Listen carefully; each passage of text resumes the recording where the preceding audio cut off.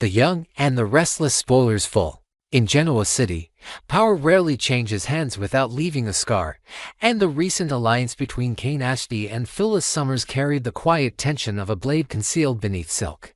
On the surface, their agreement seemed almost pragmatic.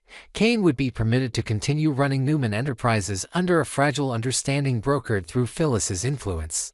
And in return, Phyllis would secure her own relevance within a corporation that had long been defined by the shadow of Victor Newman. Yet beneath the handshake lay a far more volatile equation, one driven not by trust but by desperation, ego, and survival. Kane had approached Phyllis not as a partner in vision, but as a necessary instrument in a calculated deception. He needed her to help him convince Victor that he had won, that the power struggle had settled in his favor, that the empire Victor had built could be maneuvered without the patriarch sensing the tremor beneath its foundation. But even as Kane outlined the strategy, even as he framed it as a mutually beneficial move against a common adversary, he understood something fundamental.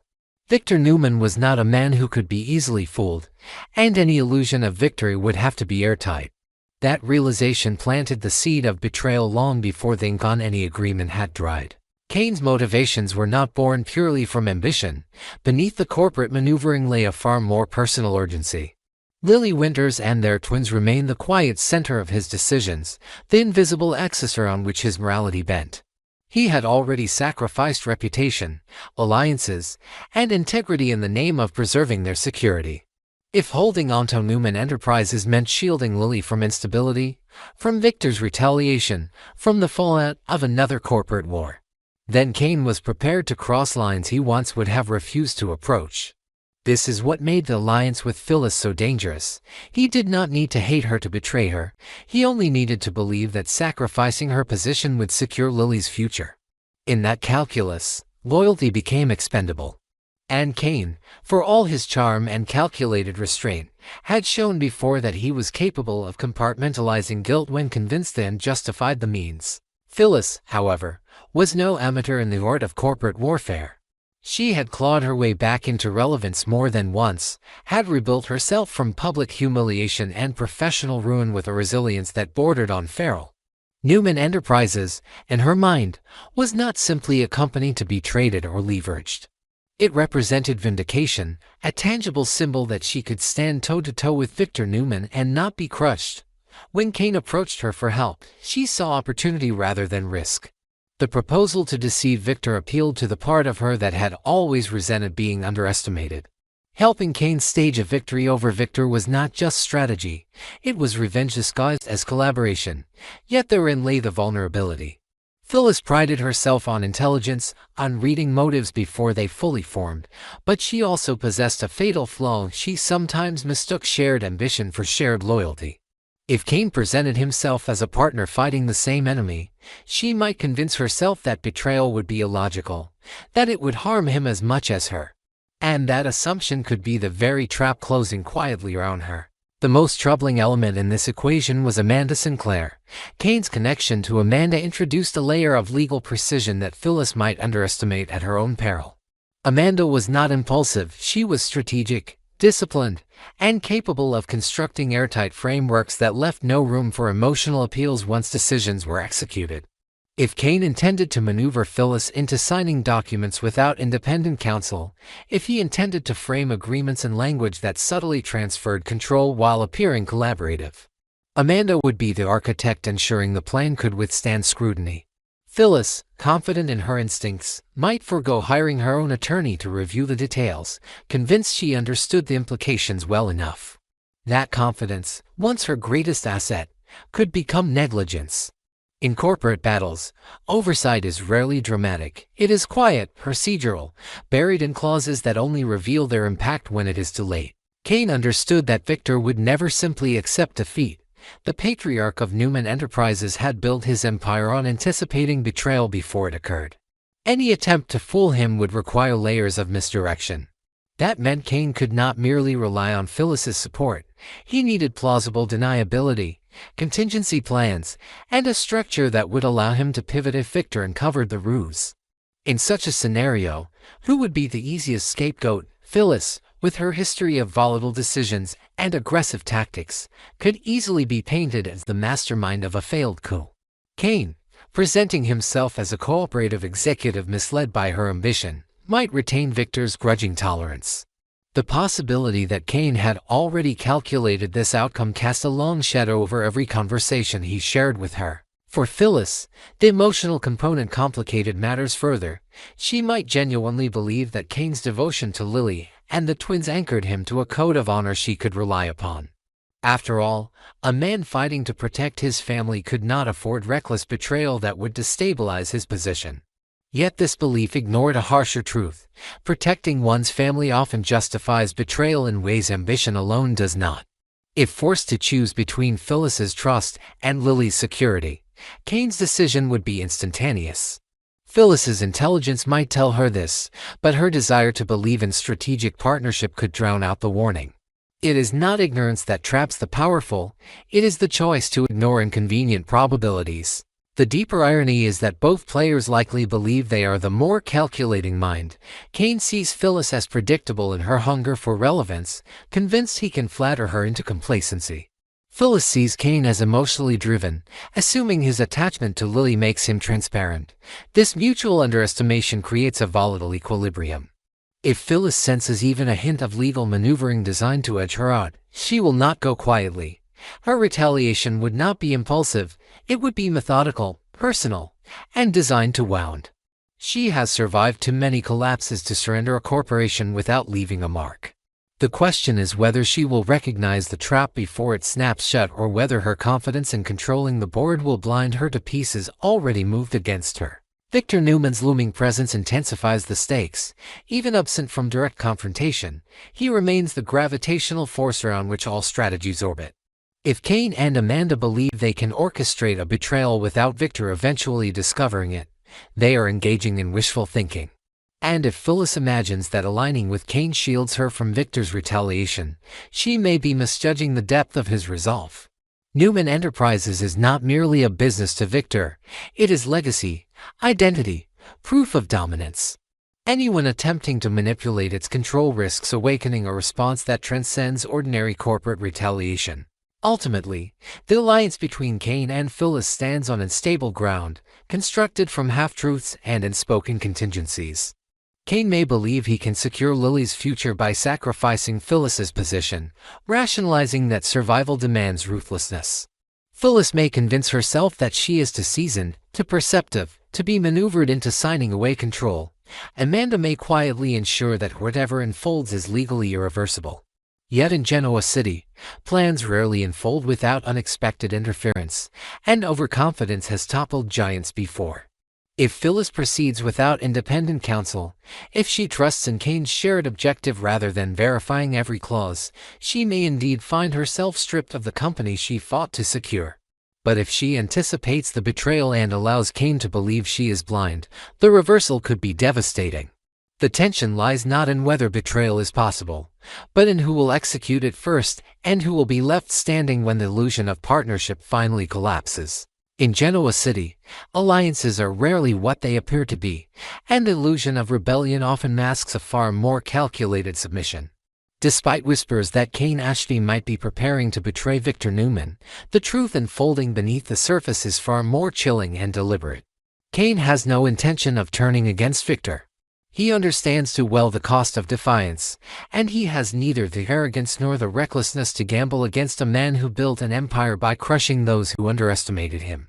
To the outside world, it may seem as though Kane is maneuvering independently, orchestrating complex deals and summoning rivals to foreign soil in an act of bold defiance. Yet behind every calculated move lies a single unwavering conviction: Victor Newman must ultimately regain control. And Kane will ensure that outcome even if it means sacrificing every alliance he has just forged. Kane's refusal to betray Victor is not born from loyalty alone but from survival instinct sharpened by fear. He knows Victor does not merely defend his company, he defends his bloodline with relentless precision. Kane believes, perhaps with a clarity that borders on paranoia, that any attempt to truly undermine Victor would not only fail but would cost him access to Lily and the twins forever. The threat is not theoretical in his mind, it is absolute. He is convinced that if he miscalculates even once, if he dares to cross a line Victor has drawn, he will never see his family again. That belief shapes every decision he makes.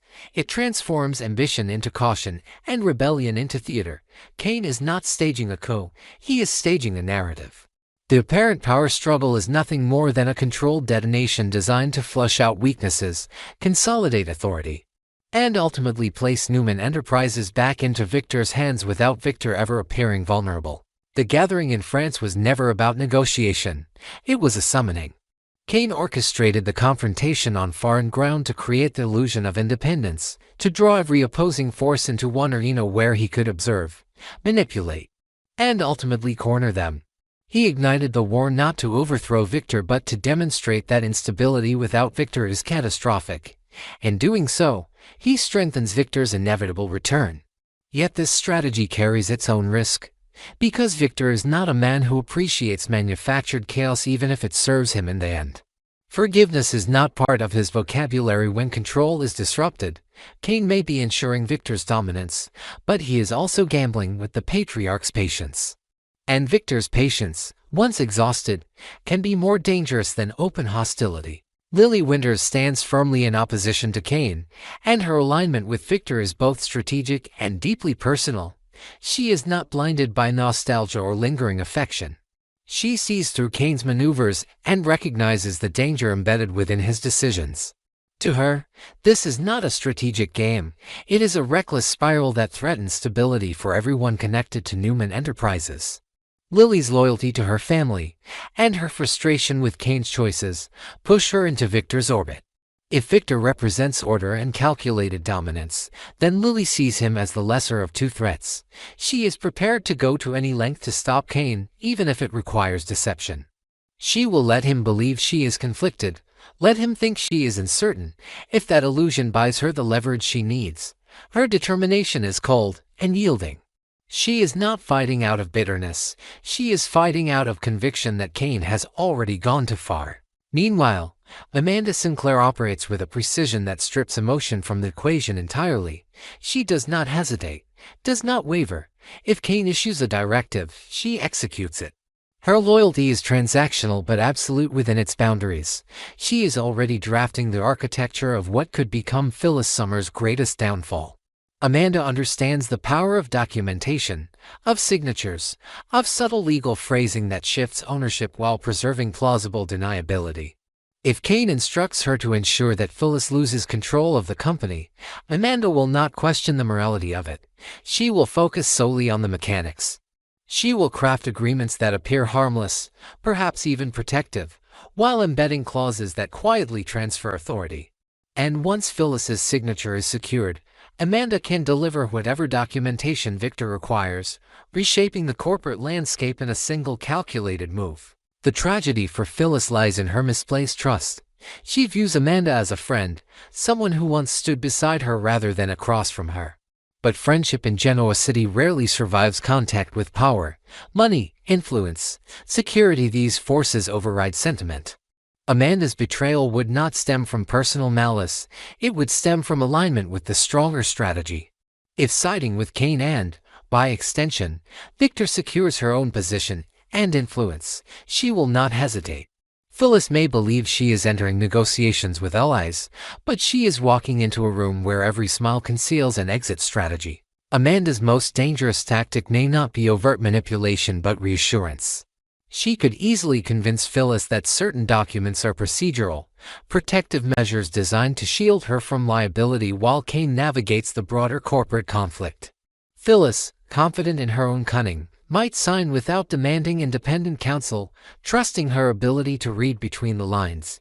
Yet once the ink dries, Amanda controls the narrative. She can present those very documents to Victor as evidence of voluntary transfer, of strategic restructuring. In that moment, Phyllis would discover that she was not orchestrating the deception, she was the target of it. Kane's ultimate objective is brutally simple: ensure Victor regains control, stabilize the empire, and secure his own continued access to Lily and their children. He does not seek to dethrone the king, he seeks to prove that the throne cannot stand without him as a necessary intermediary. By igniting the crisis, he positions himself as both architect and solution. But this dual role is perilous. If Victor perceives manipulation rather than loyalty, the consequences will be swift. Cain believes he can calibrate the chaos precisely enough to avoid that outcome. Whether that confidence is justified remains uncertain. For Lily, the battle is not merely corporate, it is emotional reckoning. She sees Cain's maneuvers as selfish, as dangerously close to obsession. Her willingness to side with Victor is not blind allegiance, but calculated containment. She would rather endure Victor's dominance than risk Cain's unpredictable escalation. And if stopping Cain requires her to mislead him, to let him believe reconciliation is possible while she works behind the scenes to dismantle his plan, she will do it without hesitation. Her priority is stability, not pride. Phyllis, standing at the center of this tightening web, may soon realize that she has mistaken participation for control. If she agrees to help Cain under the assumption that she remains indispensable, she may find herself stripped of authority in a single stroke. The cruel irony is that she could become the very thing she prides herself on outmaneuvering, the mark. If the transfer of power unfolds as Cain and Amanda intend, Phyllis could lose Newman Enterprises entirely, left with nothing but the knowledge that her own ambition led her into the trap. And in Genoa City, where reputation is currency, losing control without a fight is a humiliation more devastating than financial ruin. The looming question is not whether betrayal will occur, but whether Phyllis will recognize the shifting ground before it collapses beneath her. Cain will not betray Victor. He has chosen his side, and it is the side of survival, family, and calculated submission to a greater power. Amanda will execute the strategy without remorse. Lily will fight to contain the damage, even if it means deceiving the man she once trusted. And Phyllis, brilliant yet vulnerable to her own confidence, may soon confront a harsh truth. In a war she believed she was helping to choreograph, she was merely a piece being moved into sacrifice. When the dust settles, Newman Enterprises will likely rest once more under Victor's control. And those who mistook proximity to power for protection will be forced to reckon with the cost of their miscalculation.